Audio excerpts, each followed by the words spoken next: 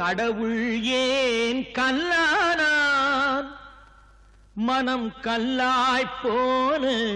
மனிதர்களாலே கடவுள் ஏன் கல்லானான் மனம் கல்லாய்ப்போன மனிதர்களாலே கடவுள் ஏன் கல்லானான் மனம் கல்லாய்ப்போன மனிதர்களாலே